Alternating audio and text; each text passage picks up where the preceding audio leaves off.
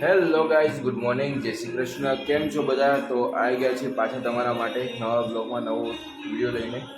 તો દિવસની શરૂઆત થઈ ગઈ છે, આપણે નહીં તો ફ્રેશ થઈ ગયા છીએ અને અત્યારે ચા નાસ્તો કરવા બેસી ગયા છીએ. ચા અને નાસ્તો છે જે બી હોય. આમાં કાલના થોડા પેલા ફાફડા અને ગાંઠિયા પડ્યા છે અને આમાં ખાખરા ને એવું બધું છે. તો ચલો મસ્ત નાસ્તો કરી લઈએ. અહીં મમ્મીના ભજન ચાલી રહ્યા છે અત્યારે,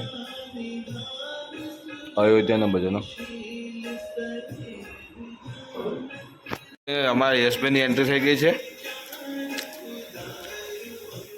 દ્વારકાવાસી ક્યાં ગયેલે? આવો આવો આવો, પધારો. ઓકે ગાઈસ, તો ફાઇનલી ચલો નીકળી પડ્યા છીએ ઘરથી. યશ બી આવી ગયો છે દ્વારકાથી, તો એ બી સાથે આવી રહ્યો છે.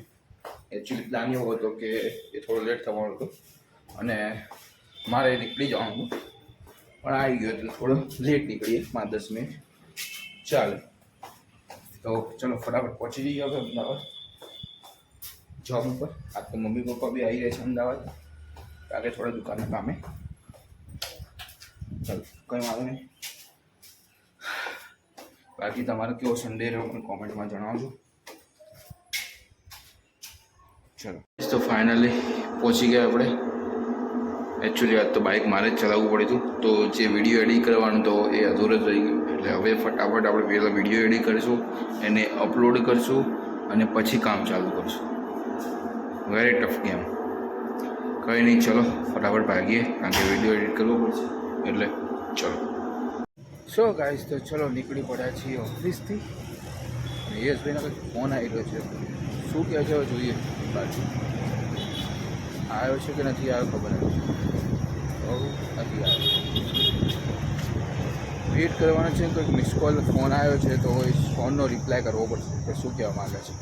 લેટ થવાનો છે, વહેલો આવવાનો છે, શું ચલો તો વેઇટ કરીએ. હે ગાઈસ, તો અહીંયા અત્યારે આવીને બેસી ગયો છું. યશને વાર લાગે એવી છે કારણ કે બાઇકનો કંઈક પ્રોબ્લેમ આવ્યો છે. તો એ કંઈક રિપેરિંગ કરાવવો ઊભો છે ત્યાં આગળ. તો હવે એ જ્યારે બી આવે પછી નીકળવાનું છે. બીજી શું પ્રોબ્લેમ આવ્યો છે એ આવે પછી ખબર. ચલો તો વેઇટ કરીએ. અહીંયા બેઠા છીએ આપણે શાંતિથી. હવા કહીએ મળીએ. યસ આવી ગયો છે. શું થયું તું?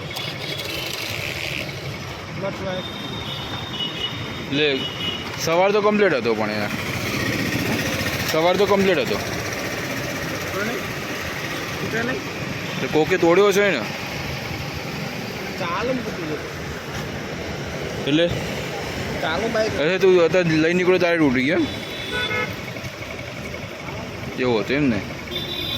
ગાઈસ, અહીંયા આ ક્લચનો વાયર તૂટી ગયો હતો ચાલુમાં બાઇકમાં. ખબર નહીં કેવી રીતે. પછી એની એક્સપાયરી ડેટ આવી રહી છે. ચલો તો હવે જઈએ. ચલો ગાઈસ, ચલો તો નીકળી જઈએ હવે ફટાફટ.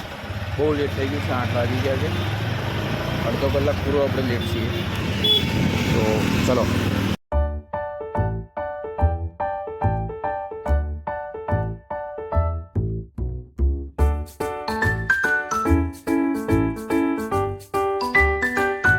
તો ફાઇનલી ગાઈસ ઘરે પહોંચી ગયા અને ઘરે આવીને જોયું તો મમ્મી પપ્પા નથી, કારણ કે એ લોકો બી ગયા છે અમદાવાદ. મમ્મી પપ્પા બંને જણા અમદાવાદ ગયા છે. તો બધા ઘરે એકદમ ખાલી ખાલી છે, કોઈ છે નહીં કરે. જોઈએ હવે જમવા મન કેવું થાય છે. આવશે પછી બનાવશે. તો ક્યારે આવશે, ક્યારે જમશે, ક્યારે બનશે, ક્યારે જમશું એ આઈડિયા છે.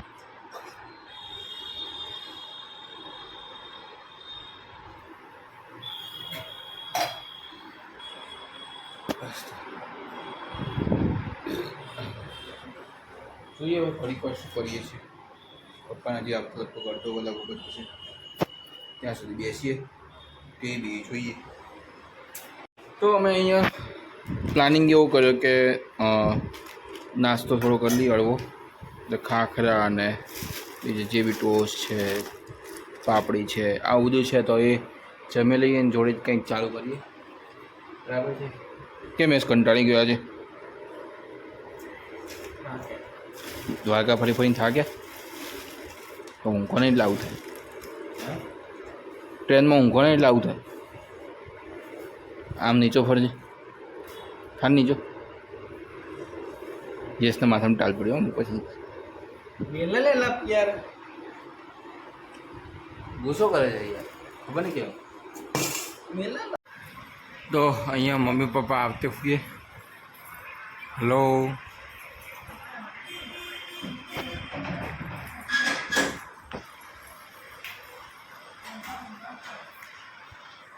आ गए हैं मम्मी पप्पा. अहमदाबाद से फाइनली बैक टू होम. અને આપણે જોઈ રહ્યા છીએ યુટ્યુબ. ચલો આજ તો પહેલી વખત આપણે નવી ટીવીમાં બ્લોગ જોઈએ મારો. હા હા, આ વિડીયો જોવાનો આપણે. ગઈકાલનો વિડીયો જોઈએ.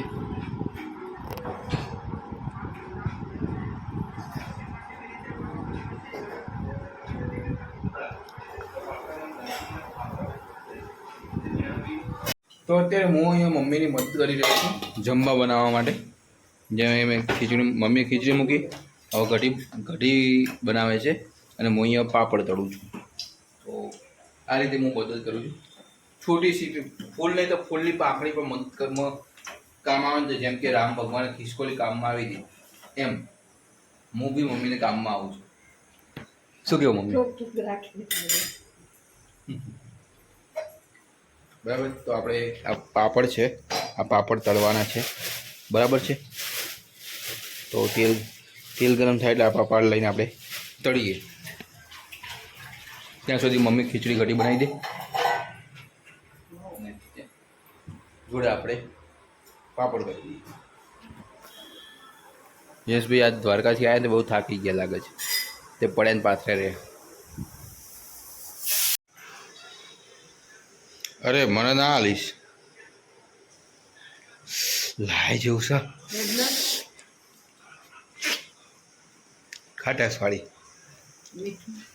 મીઠું તો છે જ બરાબર. હા, ખટાશ લાગે થોડી.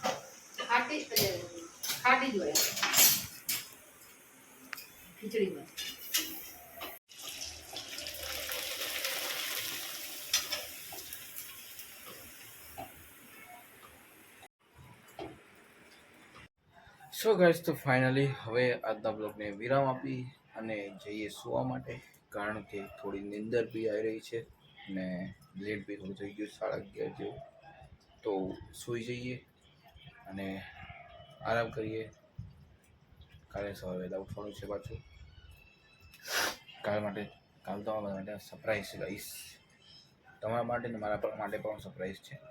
કારણ કે હું કાલે એવું કામ કરવા જઈ રહ્યો છું.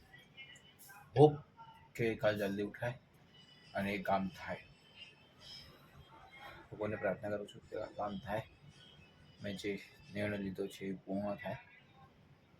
તો બસ આ જ આશા છે. કંઈ નહીં, ચાલો આજના બ્લોગની વિરામ આપી અને મળી આવતીકાલે. Good night. જય શ્રી કૃષ્ણ, જય માતાજી. Let's rock. સબસ્ક્રાઈબ કરવાનું ખાસ ના ભૂલતા ગાઈસ. સબસ્ક્રાઈબ કરવાનું ખાસ ના ભૂલતા ગાઈસ.